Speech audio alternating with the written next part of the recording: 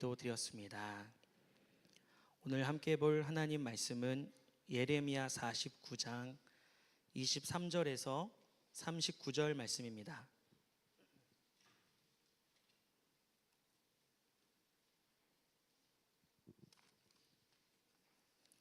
49장 23절에서 39절 말씀입니다. 다메섹에 대한 말씀이라. 하맛과 아르밧이 수치를 당하리니 이는 흉한 소문을 듣고 낙담함이니라. 바닷가에서 비틀거리며 평안이 없도다. 다메섹이 피곤하여 몸을 돌이켜 달아나려 하니 떨림이 그를 움켜잡고 해산하는 여인같이 고통과 슬픔이 그를 사로잡았도다. 어찌하여 나의 찬송의 성읍, 나의 즐거운 성읍이 버린 것이 되었느냐. 이는 만군의 여호와의 말씀이니라.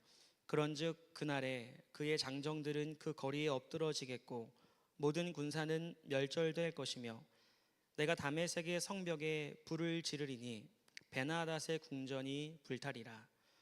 바벨론의 느부갓네살 왕에게 공격을 받은 게달과 하솔 나라들에 대한 말씀이라. 여호와께서 이와 같이 말씀하시되 너희는 일어나 게달로 올라가서 동방 자손들을 황폐하게 하라.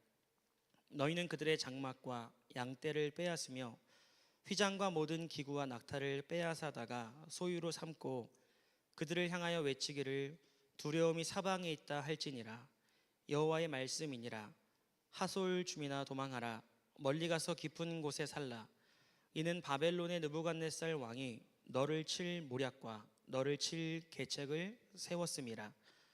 여호와의 말씀이니라. 너는 일어나 고요하고도 평안히 사는 백성 곧 성문이나 문빗장이 없이 홀로 사는 국민을 치라. 그들의 낙타들은 노략물이 되겠고 그들의 많은 가축은 탈취를 당할 것이라. 내가 그 살적을 깎는 자들을 사면에 흩고 그 재난을 여러 곳에서 오게 하리라. 여호와의 말씀이니라. 하솔은 큰 뱀의 거처가 되어 영원히 황폐하리니 거기 사는 사람이나 그 가운데에 머물러 사는 사람이 아무도 없게 되리라 하시니라. 유다 왕 시드기야가 즉위한 지 오래지 아니하여서 엘람에 대한 여호와의 말씀이 선지자 예레미야에게 임하여 이르시되 만군의 여호와가 이같이 말하노라. 보라, 내가 엘람의 힘에 으뜸가는 활을 꺾을 것이요 하늘의 사방에서부터 사방 바람을 엘람에 오게 하여 그들을 사방으로 흩으리니 엘람에서 쫓겨난 자가 가지 않는 나라가 없으리라.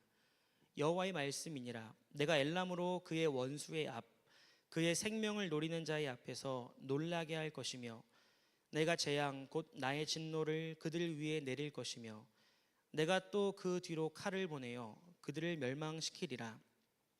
내가 나의 보좌를 엘람에 주고 왕과 고관들을 그곳에서 멸하리라. 여호와의 말씀이니라. 그러나 말일에 이르러 내가 엘람의 포로를 돌아가게 하리라. 여호와의 말씀이니라. 네. 오늘 본문은 4개의 나라에 대한 심판의 메시지들이 기록되고 있습니다. 첫 번째로 살펴볼 나라는 다메섹이라는 도시입니다. 다메섹은 아람이라는 나라의 수도입니다. 그래서 오늘 23절부터 27절까지는 결국 아람이라는 나라에 대한 심판의 메시지가 선포되고 있습니다. 1절을 보면 다메섹에 대한 말씀이라. 하맛과 아르밧이 수치를 당하리니. 이 다메섹, 하맛, 아르밧 이 세 도시는 아람이란 나라에 있어서 가장 큰 3개의 도시였습니다. 그래서 결국 하나님께서는 아람에 대한 심판을 말씀하십니다. 오늘 1절을 보면 말미에 낙담함이니라. 바닷가에서 비틀거리며 평안이 없도다. 아람이 심판당하는 모습을 그려주고 있습니다. 바닷가에서 황급히 빠져나와서 경고의 소리를 듣고 황급히 빠져나옵니다. 근데 비틀비틀거리면서 24절을 보니까 결국에는 어딘가에 움켜잡힘을 당하게 되는, 그래서 바닷가에서 최후를 맞이하게 되는 장면을 보여주고 있습니다. 바닷가의 모습이 나와 있는데요, 사실 이 아람이란 나라는 바다로부터 멀리 떨어져 있는 내륙 국가입니다. 바다와는 상관이 없는 나라였습니다. 그래서 이 바다로부터 빠져나와서 비틀거리다가 멸망했다라는 이 말씀은 아람의 어떠한 부분을 상징적으로 묘사하고 있는 것입니다.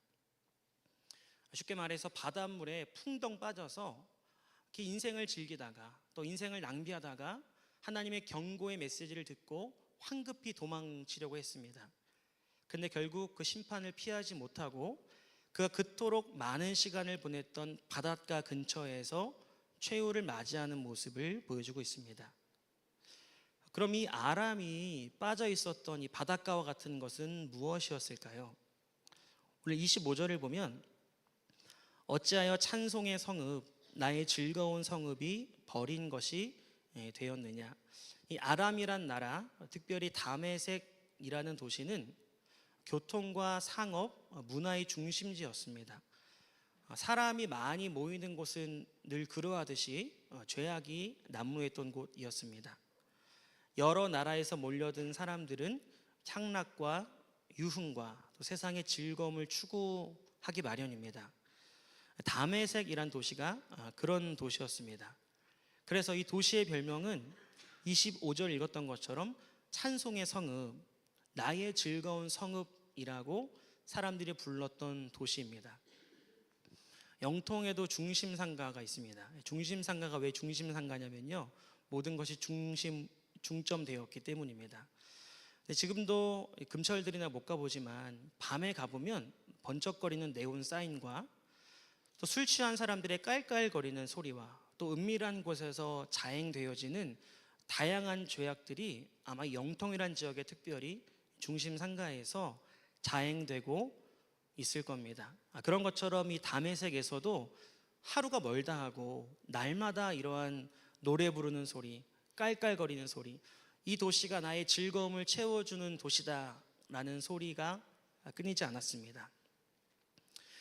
그래서 아람은 이렇게 쾌락적인 것에 빠져있던 도시였습니다. 세상의 즐거움과 쾌락적인 것에 빠져서 허우적거리면서 하나님 보시기에 악한 모습으로 살고 있었습니다. 우리가 무언가에 빠지는 거, 죄에 빠지든 쾌락에 빠지든 하나님 멀리하는 불신앙에 빠지든 한 번에 빠지지는 않습니다. 아람처럼 한 번에 이런 모습이 되지는 않습니다. 근데 누구나 이런 모습이 될 수 있다는 것을 반드시 기억해야 됩니다. 이번 여름 휴가를 갔다 왔습니다. 애들이 물놀이를 너무 좋아해서 바닷가로 휴가를 갔다 왔습니다. 근데 이제 애들이랑 바닷가를 딱 갔는데요, 바닷가에 들어가려고 손을 대보고 발을 잠깐 담궈 보니까 생각보다 물이 너무 차가웠습니다. 그래서 들어갈 엄두가 안 나서 이제 준비 운동도 하고 또 몸에 심장부터 먼 곳부터 이렇게 물을 적시고 있었습니다. 근데 이제 애들은 이미 물에 뛰어들어가서 빨리 들어오라고 저를 재촉했습니다. 여러분, 차가운 물에 차가움을 느끼지 않고 한 번에 들어가는 방법이 있습니다. 뭔지 아십니까? 숨을 한번 꽉 참고 이를 악물고 물속에 뛰어들면 그때부터는 물이 차갑게 느껴지지 않습니다. 그때부터는 이제 물속에 들어가서 오히려 수영도 하고 또 헤엄도 치고 물장구도 치면서 아주 재밌게 놀 수 있습니다. 그래서 그렇게 재밌게 놀다 보니까 얼굴색이 이렇게 변하는지도 모르고 아주 즐겁게 놀다 왔습니다. 세상 쾌락에 빠진다라는 거, 우리가 손을 잠깐 담그고 발을 잠깐 담그면 지레 겁먹습니다. 이러면 안 되지. 내가 이런 거 가까이 하면 안 되지. 우리가 그 쾌락과 죄악에 대해서 손만 담궜을 때는 나름의 죄책감도 느끼고 경각심도 느끼게 됩니다. 근데 문제는 무엇이냐면요, 마음을 한번 탁 먹고 거기에 풍덩 빠지는 순간부터 우리 안에 이제 거부감이 사라지게 됩니다. 한번 그 맛을 본 사람은 그 안에서 물장구도 치고 그 안에서 막 헤엄도 치면서 아주 즐겁게 아주 쾌락적으로 그 시간들을 보내기 시작합니다. 그래서 한번 빠지는 것이 어렵지, 빠지는 순간부터는 우리 안에 차가움, 우리 안에 이렇게 경각심, 그런 것도 느끼지 못하고 즐기기 시작하게 된다는 겁니다. 마치 아람에 그랬던 것처럼 저와 여러분들도 누가 나는 괜찮아라고 생각할지라도 한 번 빠지면 그렇게 될 수밖에 없습니다. 그래서 정말 신앙생활 잘했던 사람이 어느새부턴가 마음에 영적으로 이제 게을러지기로 작정을 하면 더 이상 영적인 은혜를 받는 자리, 또 영적으로 수고하는 자리에 볼 수 없는 모습을 보기도 합니다. 사람이 한번 이렇게 이를 악물고 음란해지기로 작정하면 정말 그 끝을 알 수 없을 정도로 이중적인 모습으로 음란해지기도 합니다. 이렇게 우리가 믿는 자들이 세속적인 거, 죄악 같은 것에 빠지는 것도 참 문제입니다. 근데 이것보다 더 큰 문제는 그렇게 뭔가에 빠지는 순간부터 저와 여러분들의 인생이 낭비되기 시작한다는 겁니다. 사단이 저와 여러분들의 인생을 향해서 언제 쾌재를 부르고 환호성을 지를까요? 우리가 인생을 낭비하기 시작할 때, 우리가 헛된 것에 우리가 받은 무언가를 자꾸만 낭비하기 시작할 때 사단은 기뻐하고 즐거워합니다. 그렇게 많은 은혜를 받았는데, 아니 그렇게 누군가가 시간을 쪼개서 정말 열정을 가지고 양육해 주었는데 우리가 작정해서 죄에 한번 빠지게 되면 여러분 그 모든 것들이 사실은 무의미해집니다. 낭비된다는 겁니다. 그런 은혜에 대한 낭비도 있겠지만 여러분 죄악에 뒹굴고 있는 주변 사람들의 모습을 한번 살펴보십시오. 우리 청소년들은 게임이 되었든 무언가에 중독되어서 거기에 푹 빠져서 인생을 보내고 있는 사람들을 보면, 그 친구들을 보면 그렇게 중요한 10대를, 그렇게 중요한 그 학창 시절을 낭비하면서 살아갑니다. 청년들도 말할 것도 없고 인생의 황금기라고 할 수 있는 30대, 40대, 50대 많은 사람들이 인생을 낭비하며 살아갑니다. 사단은 그런 모습을 보면서 콧노래를 부르며 즐거워할 것입니다. 우리가 그 누구보다도 즐거워하고 또 우리가 그 누구보다도 노래 부르며 살기를 원하는 게 사단일 수 있습니다. 왜냐하면 우린 그러면서 인생을 낭비하게 되기 때문입니다. 물론 우리가 우리 것을 가지고 낭비하는 것도 돌아볼 문제입니다. 근데 더 큰 문제는 하나님의 것을 낭비하는 건 하나님 보시기에 악한 죄입니다. 예수님께서 제자들을 부르셔서 제자들에게 제자도는 무엇인가를 말씀하신 적이 있습니다. 누가복음 16장 1절을 보시면 제자들에게 이르시되 어떤 부자에게 청지기가 있는데 그가 주인의 소유를 낭비한다는 말이 그 주인에게 들린지라. 주인이 그를 불러 이르되 내가 내게 대하여 들은 이 말이 어찌 됨이냐. 내가 보던 일을 세마라. 청지기 직무를 계속하지 못하리라 하니. 하나님은 분명히 제자들에게 무언가를 맡기셨는데 그게 자꾸만 낭비되고 있으면 그 직무를 뺏어 가신다고 말씀하십니다. 저와 여러분들은 제자로 살아가야 될 사람들입니다. 근데 우리가 죄에 빠지는 거, 세속적인 것이 되었든 쾌락적인 것이 되었든 거기에 풍덩 빠지면 그 자체만으로도 죄이지만 예수 그리스도의 제자로 살아가야 되는데 뭔가를 낭비하고 있는 이중적인 죄를 범하게 되는 겁니다. 그런데 이렇게 뭔가에 풍덩 빠지게 되었을 때 누구나 이렇게 살면 안 되지, 누구나 이렇게 살면 큰일 나지라고 자각할 때가 있습니다. 오늘 23절 말미를 다시 한번 보시면 흉한 소문을 듣고 낙담함이라. 바닷가에서 비틀거리며 평안이 없도다. 그래도 하나님의 은혜 가운데 그렇게 살면 안 된다는 영적인 찔림과 누군가의 가르침을 통해서 마음이 불편해질 때가 있습니다. 근데 더 중요한 건 24절을 보니까 다메섹이 피곤하여 몸을 돌이켜 달아나려 하니 떨림이 그를 움켜잡고 해산하는 여인같이 고통과 슬픔이 그를 사로잡았도다. 여러분, 이제 다메섹이 그 바닷가로부터 나오고 싶고 빠져나오고 싶습니다. 근데 달아나지 못하게 붙잡고 움켜쥐고 속박하고 있는 영적인 세력들이 있습니다. 처음에는 원해서 바다에 들어갔습니다. 근데 나중에는 나오고 싶어도 나올 수 없는 것, 그것이 바로 주의 권세라고 할 수 있습니다. 여러분, 누구나 경험해 보셨을 겁니다. 내가 죄에 풍덩 빠져 있을 때 머리로는 알지만 스스로 영적인 힘이 없는 것을 느낄 때가 있습니다. 그래서 끊을 수 없고 또 그것을 멀리할 수도 없고 자꾸만 거기에 얽어매여서 영적으로 넘어지고 은혜 받고 넘어지는 것이 반복되어지는 그런 시간들을 보낸다는 겁니다. 가끔씩 유명한 사역자들이 넘어지면 두 가지 경각심이 듭니다. 첫 번째로는 저런 사람도 넘어지는 시대구나, 다음 차례는 나구나, 그 다음 차례는 여러분이구나, 이런 경각심들이 듭니다. 누구도 자기 자신을 호언장담할 수 없는 시대를 살아가고 있습니다.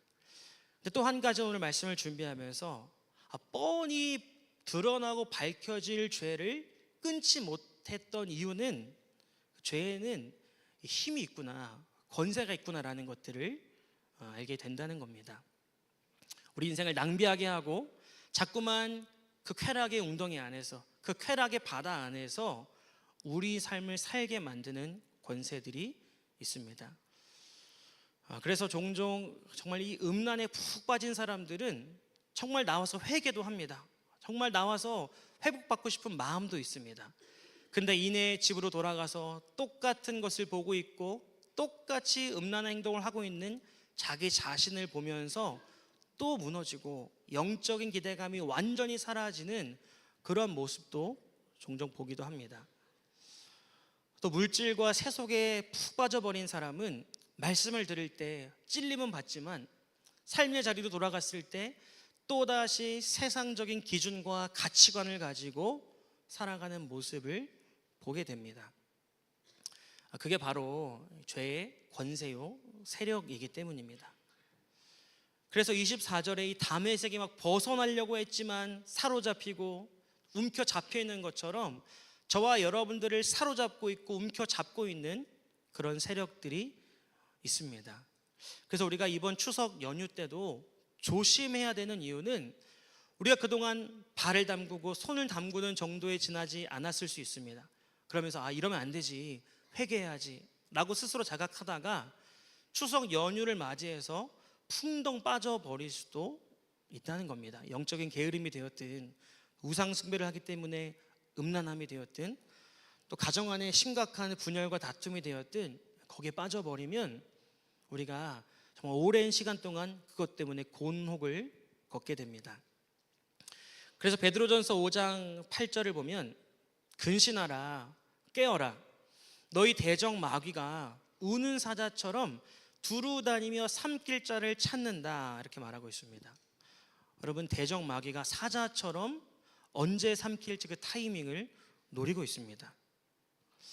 2021년 남아공의 한 사파리에서, 거기는 이제 자동차를 타고 다니는 사파리였다고 합니다. 근데 한 남자가 주변을 둘러보다가 차에서 내려가지고 이렇게 나름대로 셀카를 찍었다고 합니다. 그것을 어디에 올리려고 했는지, 대범해 보이려고 했는지 차에 내리는 순간 수풀에 숨어있던 사자 2마리가 남자를 물어가게 되었습니다. 여러분, 사자에 물리기 전까지는 우리 마음대로 행동할 수 있을 것처럼 생각이 됩니다. 근데 물리는 순간부터는 더 이상 우리의 소관이 아니게 됩니다. 그래서 여러분, 신앙생활 잘하고 싶지 않은 사람이 어디 있겠습니까? 근데 문제는 이미 물려버린 사람, 이미 푹 담가져 버린 사람이 문제입니다. 마음대로 안 되고 회복이 안 되는 겁니다.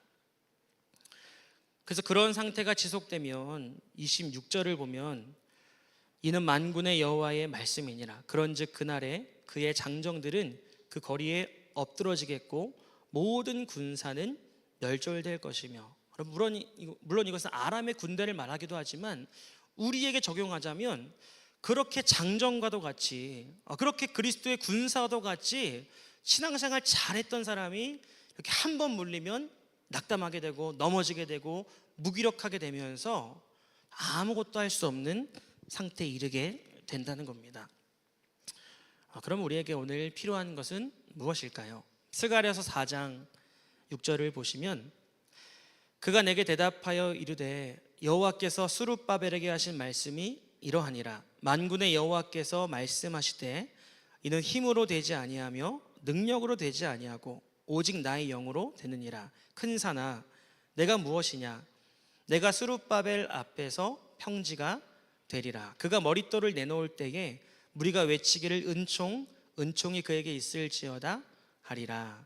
여러분, 우리에게 오늘 필요한 것은 성령의 능력인 줄 믿습니다. 우리가 끊을 수 없었고 해결할 수 없었던 것들이 머릿돌 되시는 예수 그리스도의 은총을 통하여서, 특별히 정말 마음의 절박함을 가지고 더 이상 이것 때문에 인생을 낭비하고 싶지 않다라고 부르짖는 자들에게 성령의 권능이 임하게 될 것입니다. 그래서 우리가 다메섹과 같은, 아람과도 같은 우리 안에 사로잡혀 있던 것들, 또 우리 안에 끊지 못했던 쾌락적인 것들을 끊어내는 이 밤이 되어야 됩니다.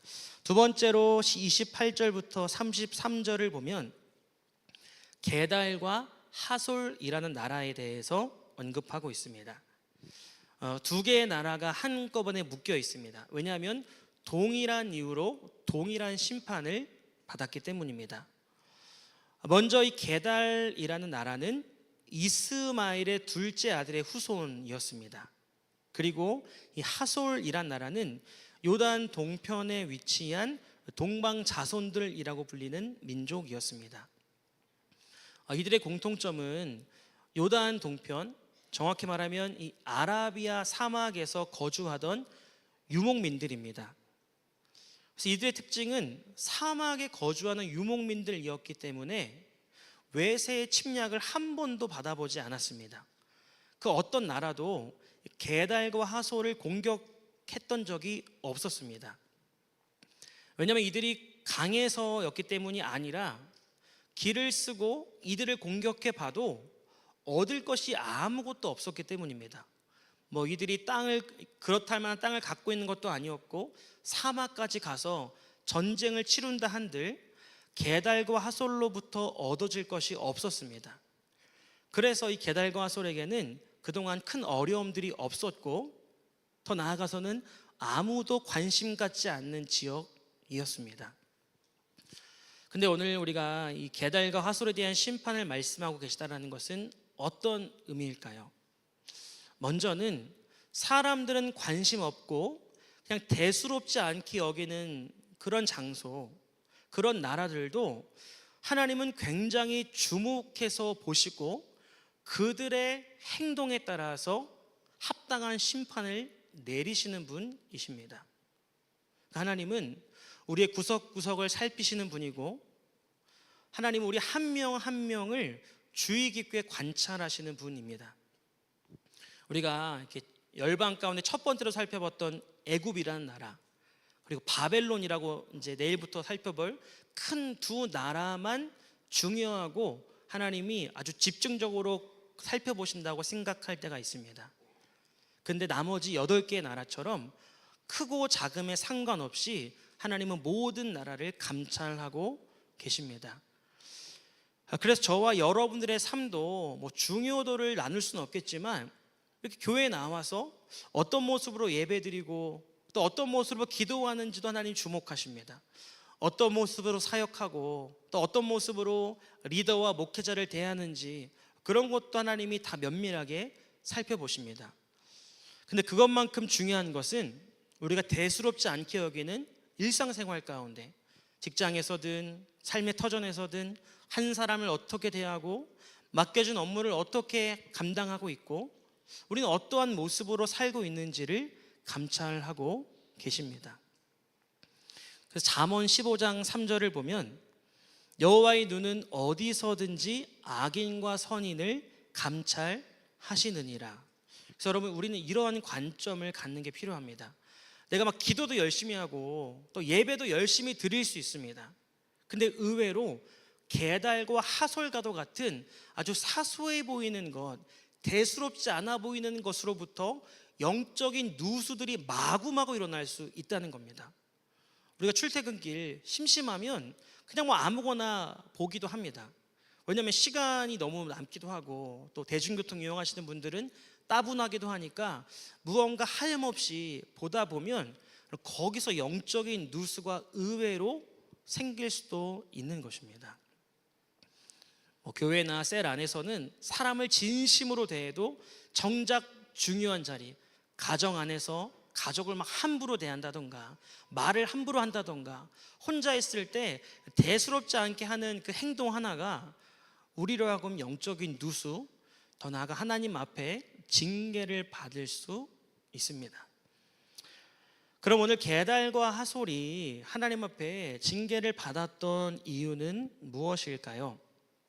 오늘 31절을 보면 여호와의 말씀이니라 너는 일어나 고요하고도 평안히 사는 백성, 하나님이 지금 이 고요하고도 평안히 사는 백성을 향하여서 심판의 메시지를 선포하고 계십니다. 심판의 첫 번째 이유는 하나님 앞에 고요하고도 평안했기 때문입니다.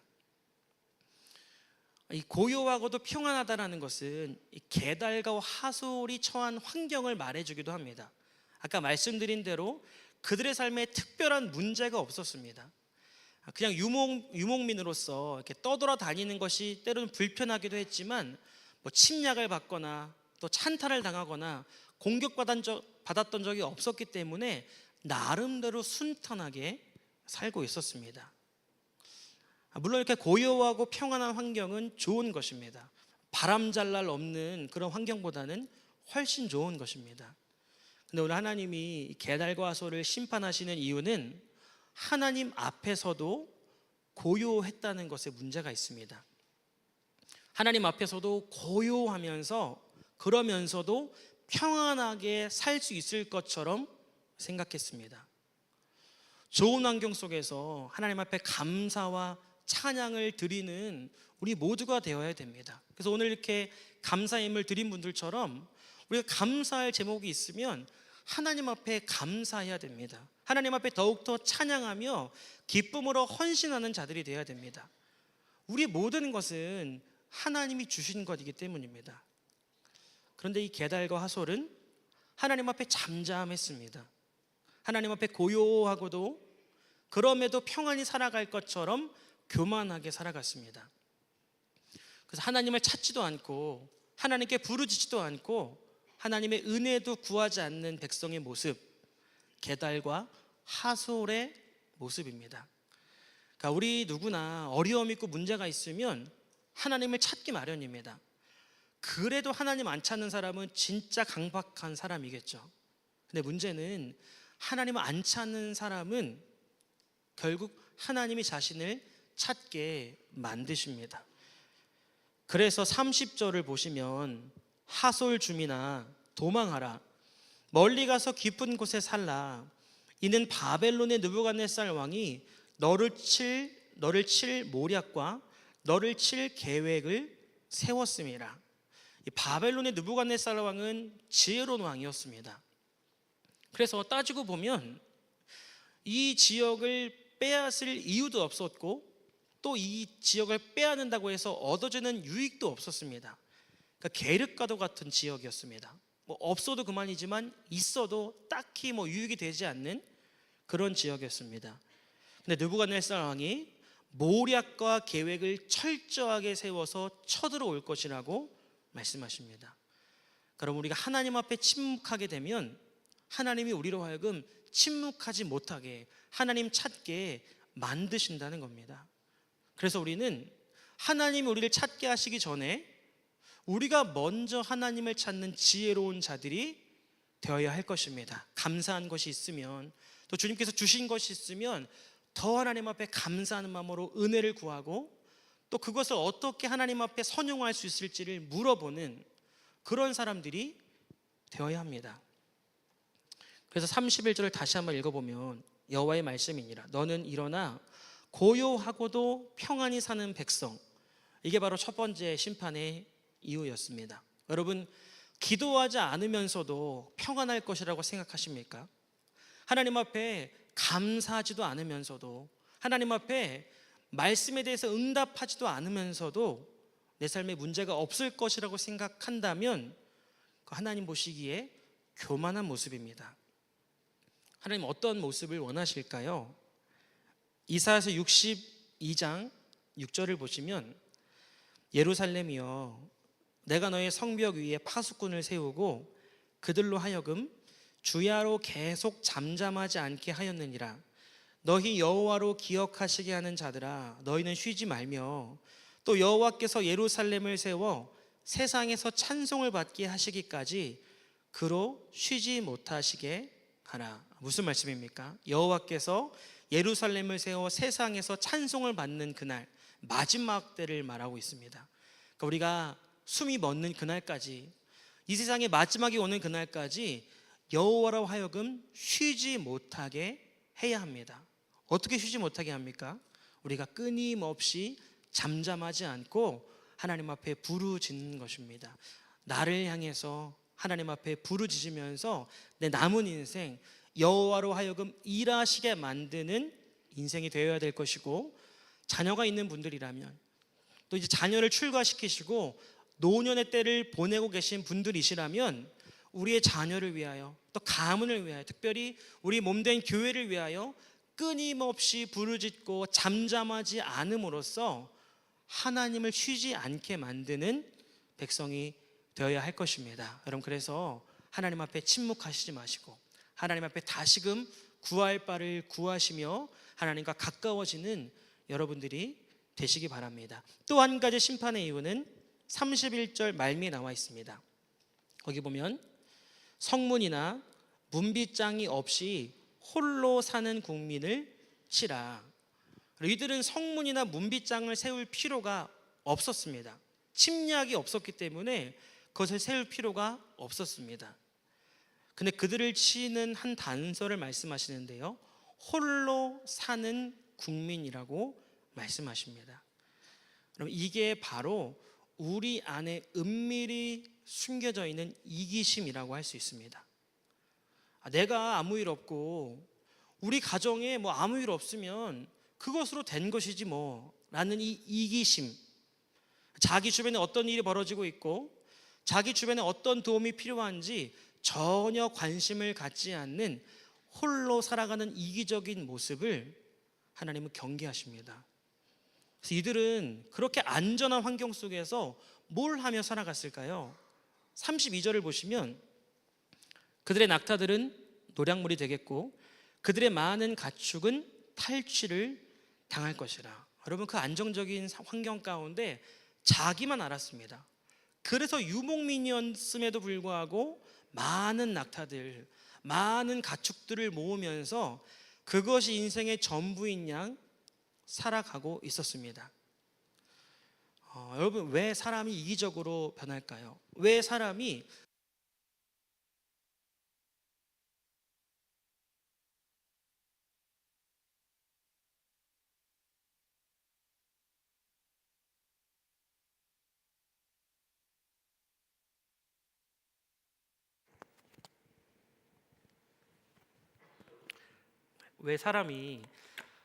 문제가 없는 것만으로 만족하고 그것이 신앙의 전부이라고 생각하며 살아가겠습니까? 그것은 바로 하나님 앞에 받은 꿈을 잃어버렸기 때문입니다. 그러니까 사명이 없고 비전이 없으니까 그냥 내가 안정적으로 지내는 것, 우리 자녀들 잘 자라나는 것, 더 나아가서 그냥 그것을 넘어 이제는 내가 돈 잘 벌고 우리 자녀들 안정적으로 생활하는 것, 이것이 신앙의 전부인 것처럼 살아가는 자들이 많다는 겁니다. 마치 게달과 하솔처럼 하나님 믿는 이유, 그것은 성문이나 문빗장 없이 살아가는 것이 첫 번째 목적이고, 두 번째 목적은 많은 낙타들과 가축들 모으는 것이 목적이 되어버린 그리스도인들이 많습니다. 이것을 가장 이상적인 모습이고 이것이 신앙생활을 통해서 얻을 수 있는 가장 큰 유익이라고 생각하는 자들이 많습니다. 잠언 29장 18절을 보시면 묵시가 없으면 백성이 방자히 행하거니와 율법을 지키는 자는 복이 있으리라. 여러분이 묵시라는 단어는 많은 영어 성경에서 비전이라고 번역되기도 합니다. 또 다른 한글 성경에서는 계시라고 번역되기도 합니다. 비전이 됐든 계시가 됐든 그것은 하나님께로부터 온 무언가를 상징합니다. 여러분, 사람이 이것이 없어지면 방자히 행하게 됩니다. 자기만 알고 자기만 생각하고 자기 가족만 중요하다고 생각하고 주변을 돌아보지 않는 그러한 가정, 그러한 사람이 됩니다. 그 31절 말미에 읽었던 것처럼 성문이나 문빗장 없이 그냥 홀로 사는 국민이 되어버립니다. 교회 안에 누가 아프고 누가 기도가 필요하고 정말 누구를 위해 집중적으로 마음을 모아야 하는지 관심이 없습니다. 홀로 살기 때문입니다. 우리 집에 문제 없으면 된다고 여겨버릴 뿐입니다. 그냥 내가 많은 거 모으고 또 안정적으로 재정적인 안정을 누리는 것이 신앙의 궁극적인 목적이 되어버린 사람들도 있습니다. 그래서 이런 사람들의 또 하나의 특징은 32절 중반절을 보면 내가 그 살적을 깎는 자들을 사면에 흩어버리겠다 하십니다. 살적을 깎는다라는 표현 조금 생소하실 텐데요. 이 살적이라는 것은 관자놀이를 상징합니다. 하나님께서는 이스라엘 백성들 중에 하나님께 쓰임 받기를 원하는 자들, 특별히 나시린 같은 자들에게 있어서 관자놀이의 머리를 깎지 말라고 말씀하셨습니다. 그래서 나시린들은 하나님께 쓰임 받고 싶기 때문에 관자놀이 머리를 깎지 않습니다. 지금도 이스라엘에 가보면 정통 유대인들이 여기만 머리를 기르고 파마를 합니다. 왜냐하면 그들 안에 이렇게 하나님께 쓰임 받고 싶은 마음이 있기 때문입니다. 나실린이었던 삼손은 들릴라에 의해서 머리를 깎이게 되고 힘을 잃어버리게 되었습니다. 종종 보면 이제 그 성경 만화에서 삼손이 대머리가 된 걸로 이렇게 묘사가 많이 되었는데요. 엄밀히 말하면 관자놀이 머리를 깎임 당하게 된 것입니다. 여러분, 오늘 이 게달과 하솔 사람들 이스마엘 후손들이었습니다. 아마 이 하나님께 쓰임 받기 위해서 뭐가 필요한지 어렴풋이 알 수도 있었던 사람들입니다. 근데 그들이 살적을 의도적으로 깎는다는 것은 무엇을 의미할까요? 하나님께 쓰임 받고자 하는 마음이 전혀 없는 사람들, 하나님을 위해 헌신하다라는 이 헌신의 히읗자만 들어도 막 몸에 알러지가 나면서 그것을 거부하는 사람들을 상징합니다. 이들은 철저하게 자기 중심적인 사고에 갇혀 있습니다. 지금 내 코가 석자인데 누구를 섬기고 누구를 위해 기도를 하고 누구에게 뭐 재정을 흘려주나, 우리 가정이 지금 돈이 없고 지금 나도 지금 시간이 부족한데, 이런 생각 가지고 살아가는 이 시대 그리스도인들이 게달과 하솔 같은 사람들입니다. 여러분, 그리스도인, 그것은 그리스도를 위해서 살아가는 사람들입니다. 근데 너무나 많은 경우에 그리스도를 이용해서 살아가는 사람들로 변질되어져만 가는 시대를 살아가고 있습니다. 여러분 삶에 물론 우리가 우리 자신과 우리 가정을 먼저 지키고 회복하는 게 가장 급선무입니다. 근데 그것만을 위해서 신앙생활에서는 안 된다는 거죠. 주변을 돌아볼 줄 알아야 되고, 또한 이제 주님이 뭘 원하시는지, 어떠한 기도와 어떤 헌신과 수고가 필요한 시간인지를 우리는 돌아볼 수 있는 사람들이 되어야 합니다. 그래서 여러분, 리본에 대해서 말을 하지 않을 수가 없습니다. 그럼 예수 그리스도가 마지막 이 땅의 지상 대명령으로 땅끝까지 이르러서 그 한 영혼을 구원시키라고 우리에게 신신당부하셨습니다. 그것을 이루기 위해 지금 교회의 리본이 준비되어지고 있습니다. 근데 만약 여러분들의 마음 가운데 여전히 여러분 홀로 사는 것처럼 한 영혼에 대한 마음이 없다면 그것이야말로 게달과 하솔 같은 모습이 아니겠습니까? 이번 리본이 다가오면서 또 저도 또 저희 아내도 누구를 좀 초청할 수 있을까 계속해서 고민하고 찾아보고 있는 터였습니다. 왜냐하면 이제 사역자가 되고 사역을 하다 보니까 정말 핑계일 수 있지만 데려올 사람이 없어지는 걸 점점 이렇게 느낄 때가 있습니다. 곰곰이 생각해 보니까 주기적으로 저희 집에 오시는 아주머니가 계십니다. 3개월에 한 번씩 정수기 점검해 주시는 아주머니가 오시는데요. 지난주가 그 아주머니 오시는 날이었습니다.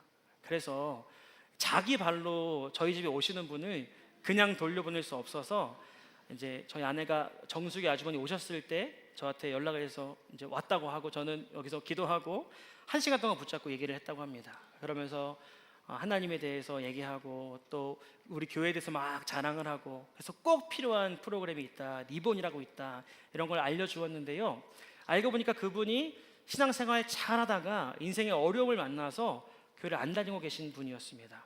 그래서 정수기는 안 고치시고 1시간 동안 얘기하시다가 그분이 이제 근데 뭐 나가보고 싶은데 어디 교회인지 물어봤습니다. 예인교회라고 하니까 그분이 이렇게 깔깔 웃으시면서 예인교회였군요, 이렇게 말씀을 하시더라고요. 이유를 들어보니까 저희 집에 오기 2주 전에 어떤 집을 방문했다고 합니다. 근데 그 집사님이 그렇게 교회 자랑을 하고 그렇게 담임 목사님 자랑을 하고 그래서 꼭 어디를 와보라고 얘기를 했다고 합니다. 그래서 유별나게 신앙생활 하냐 하면서 어디 교회인지 물어봤더니 예인교회였다고 합니다. 그래서 그 다음 집을 가게 됐는데요, 그 다음 집에서도 한 분이 그렇게 교회 자랑을 하고 그렇게 하나님 믿어야 된다고 얘기를 하고 어디를 와보라고 했다고 합니다. 근데 알고 보니까 거기가 예인교회였다고 합니다. 그래서 그분이 말하기를 3번 연속으로 이렇게 예인교회 사람을 만나서 초청받게 된 거 하나님 부르시는 것 같고 꼭 가봐야겠다라고 얘기를 하셨다고 합니다. 제가 드리고 싶은 말씀은, 그럼 우리가 부르신 자리 가운데 이 사명을 감당할 때에 하나님이 잃어버린 영혼들 가운데 하고 계시는 하나님의 일들이 이루어진다는 것이죠. 이게 막 우연이라고 말할 수 없는 그 한 아주머니 안에 하나님이 지금 우리 교회 집사님들을 통해서 일하고 계신 것들이 있는 것입니다. 근데 여러분, 영혼 사역이라는 것은, 영혼을 구원하는 것이라는 것은 아무것도 하지 않으면 정말 아무런 일도 일어나지 않습니다. 근데 우리가 한 영혼을 마음에 품었을 때 그 한 영혼이 우리가 뿌리고 심었던 무언가의 헌신과 수고를 통해서 돌아오게 되는 것입니다. 그래서 그분이 그 조집사님, 당집사님 이름도 알고 계시더라고요. 그러면서 그 한 분을 봤을 때 하나님이 정말 잃어버린 영혼, 정말 추수할 것은 많은데 추수할 사람이 없구나, 그것을 위해서 헌신하고 수고할 사람이 없구나, 점점 신앙생활하는 사람들이 자기만 생각하는구나라는 것들을 느끼게 되었습니다. 물론 우리 교회 성도님들은 안 그러신 분들이라고 믿습니다. 그래서 여러분, 정말 리본이 얼마 남지 않았는데 리본뿐만이 아니라 여러분들이 정말 열방을 위해 또 주님의 몸된 교회를 위해 무엇을 할 수 있는지를 하나님 앞에 고민하고 저는 함께 더불어 살아가며 한 마음으로 이 비전 가운데 하나 된 우리 교회가 되었으면 좋겠습니다. 그래서 묵시가 없는 백성은 방자행하지만 비전이 있는 백성, 하나님 주신 계시가 있는 백성은 마치 한 몸에 되어서 일사천리로 움직이게 되는 것입니다. 결국 끝까지 하나님 앞에 고요했고 하나님의 비전 없이 홀로 살았던 이 하솔과 게달과 하솔은 어떻게 되었을까요? 오늘 33절을 보면 하솔은 큰 뱀의 거처가 되어 영원히 황폐하리니, 물론 이 큰 뱀은 바벨론을 상징합니다. 바벨론이 와서 황폐하게 만들었습니다. 마지막 때 바벨론. 그럼 정말 우리가 이렇게 나를 위해 신앙생활 하다 보면 결국 신앙도 다 잃어버리게 되고 결국에는 뱀의 거처가 된다는 것을 분명히 경고하고 있습니다. 다시금 하나님 앞에 고요하지 않고 부르짖는 백성, 더 나아가 하나님이 주신 꿈과 비전을 마음에 품고 이제는 하나님의 뜻대로 남을 위해, 더 나아가 하나님을 위해 여러분의 삶을 바치는 주의 백성들 되시기 바랍니다. 마지막 3번째로 34절부터 39절까지를 보면 엘람이라는 나라에 대해서 말하고 있습니다. 이 엘람이란 나라는 노아의 아들 셈의 후손입니다. 특별히 이 엘람이라는 나라는 활을 잘 쏘는 민족이었습니다. 그래서 우리나라에도 이게 군인 중에서도 특전사들은 아주 잘 훈련되어지고 특수한 훈련을 받은 전투력이 높은 부대입니다. 그런 것처럼 이 엘람 안에는 특전사와 같은 활을 쏘는 특수 부대가 있었습니다. 그래서 이 엘람은 그러한 힘을 가지고 있었기 때문에 하나님 앞에 교만했던 것이 문제였습니다. 여러분, 우리가 힘이 있을 때 하나님 앞에 교만해서는 안 됩니다. 근데 엘람이 심판을 받았던 궁극적인 이유는 그 힘을 가지고 하나님의 백성, 다시 말하면 노아의 후손들이었기 때문에 같은 민족, 같은 핏줄이었습니다. 근데 오히려 그 힘을 가지고 아수르와 연합을 해서 이스라엘이 가장 힘들 때에 공격을 했습니다. 히스기야가 왕으로 있었을 때 아수르가 둘러쌌었는데요, 그때 이 엘람이라는 나라가 이 특수부대를 보내서 이스라엘을 함께 공격했던 것으로 전해집니다. 하나님 이것을 가장 악하게 여기십니다. 힘을 줬더니만 그것을 가지고 하나님을 섬기고 하나님의 공동체를 돕기는커녕 하나님을 대적하고 하나님의 공동체를 허무는 모습, 이것 때문에 엘람이 망하게 되었습니다. 그래서 35절을 보면 만군의 여호와가 이같이 말하노라. 보라, 내가 엘람의 힘에 으뜸가는 활을 꺾을 것이요. 하나님이 이것을 가장 악하게 여기시고 이것을 꺾는다고 말씀하십니다. 여러분, 이것은 결국 하나님을 회방하는 것이고 성령을 회방하는 것이라고 할 수 있습니다. 우리가 여러 가지 죄를 지어서는 안 됩니다. 철저하게 죄를 지었을 때 회개해야 됩니다. 근데 우리가 가장 경계하고 가장 조심해야 될 것은 하나님의 일을 회방하고 하나님을 대적하는 것입니다.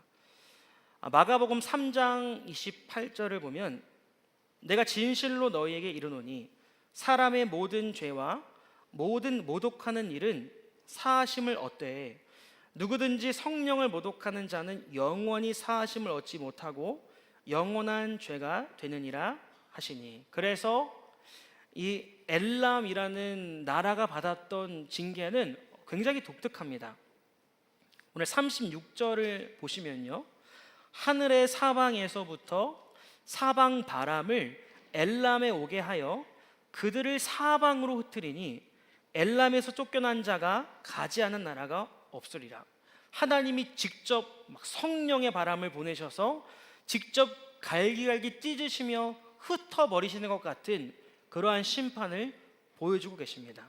엘람의 머리 위에 사방에서부터 바람이 불어와서 그들이 전세계 곳곳으로 흩어지며 흔적도 찾지 못하게 되었습니다. 헤롯이라는 왕이 있었습니다. 초대교회를 박해했던 왕입니다. 그는 힘을 가지고 주님의 몸된 교회를 박해하고 심지어는 사도들을 회방하기까지 했습니다. 그래서 사도행전 12장 23절을 보면 헤롯이 영광을 하나님께로 돌리지 아니하므로 주의 사자가 곧 친히 벌레에게 먹혀 죽으리라. 그는 가장 끔찍하고 비참한 최후를 맞이하게 됩니다. 하나님이 직접 치셨기 때문입니다. 그래서 여러분, 우리가 아닌 것 같지만 우리가 가지고 있는 힘으로 과연 하나님 앞에 또 주님의 몸된 이 공동체 앞에 그것을 선용하고 있는지를 반드시 점검해 보아야 됩니다. 우리 안에 이제 사회적인 지위가 되었든 재정적인 것이 되었든 우린 다 저마다의 힘을 갖고 있는 분들이 계십니다. 또 어떤 분들은 신앙의 배경과 또 신앙의 경험도 갖고 있는 분들도 계십니다. 예인교회에서 오랫동안 사역하셨던 또는 타 교회에서 열심히 섬기다가 이사를 오게 되셔서 우리에게로 오셨던 그 모든 경험, 또 그 모든 시간들, 그건 또 하나의 힘이라고 할 수 있습니다. 그걸 이제 잘 선용하고 겸손하게 잘 몸된 교회를 섬기고 성도를 섬기면 하나님 나라의 영광이 됩니다. 근데 문제는 그 힘이 있어서 더 노골적으로 하나님의 일을 방해하는 경우들을 보기도 합니다. 자기 고집을 내세운다던가 자기 의견을 끝까지 관철시키면서 공동체를 힘들게 하고 더 나아가 리더를 힘들게 하기도 합니다. 양육을 받아야 되는데 자기 안에 이제 경험이 있으니까, 자기 안에 뭔가 힘이 있으니까 순순히 따라오지 않는 모습도 보여지게 됩니다.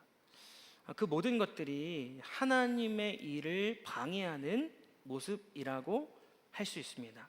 그러니까 무언가를 노골적으로 반대하고 각을 세워서 공동체를 허물지는 않지만 은연중에 그러한 방해와 그러한 걸림돌이 되는 경우들이 있다는 겁니다. 또 한 가지, 우리가 어떤 직책을 맡았다면, 또 우리가 리더고 저와 같이 또 어떤 사역을 감당하는 사람이라면, 여러분 그것도 하나님 주신 힘입니다. 근데 우리가 그 힘을 악용해서는 안 될 것이죠. 근데 그 맡겨주신 직분, 맡겨주신 사역에 충성하지 않는 것도 어떻게 보면 성령을 회방하는 모습이라고 할 수 있습니다. 힘을 부여해줘서, 영적 권세를 부여해줘서 영혼들을 맡겨 놓았더니 제대로 양육도 하지 않고 기도도 하지 않고 그렇게 방치하고 있다면, 여러분 그것이야말로 그 사람을 통해 양육되어져야 될, 그 사람을 통해 이루어져야 될 성령의 일들을 회방하는 일이라고 할 수 있습니다. 그래서 사도 바울의 말처럼 아무나 선생 되어서는 안 되고, 우리가 무언가를 맡겨졌다면 거기에 합당한 책임감을 가져야 할 것입니다. 그래서 하나님은 이 엘람에 대해서 성령을 회방했기 때문에, 주님의 몸된 공동체를 무너뜨리려고 했기 때문에 심판하신다고 말씀하십니다. 오늘 결론적으로 이 엘람에 대해서 마지막으로 말씀하시는 것이 있습니다. 39절을 보시면, 그러나 말일에 이르러 내가 엘람의 포로를 돌아가게 하리라, 여호와의 말씀이니라. 이 말일이라는 것은 마지막 때가 되었을 때 하나님 이렇게 중한 죄를 지었던 엘람조차도 회복시킬 것을 말씀하십니다. 그래서 마지막 때의 시작이라고 할 수 있는 예수님 승천하시고 성령이 임하게 되었을 때 아주 중요한 장면이 나옵니다. 사도행전 2장 8절을 보시면, 마가의 다락방에 모였던 120명의 문도가 성령의 충만함을 받고 방언을 말하기 시작합니다. 그러면서 그 방언을 말하면서 회복되었던 사람들 중에 일부가 나오는데요, 사도행전 2장 9절을 보면 바데인과 메데인과 엘람인, 여러분 이 엘람이란 나라가 마지막 때에 성령을 통해서 이 성령의 충만함을 받고 다시금 성령의 일을 위해 살아가는 자들로 부름받는 모습이 나옵니다. 그럼 우리가 이 마지막 이 세 번째를 나누면서 정말 오늘 이 밤 우리에게 필요한 것은 무엇일까요?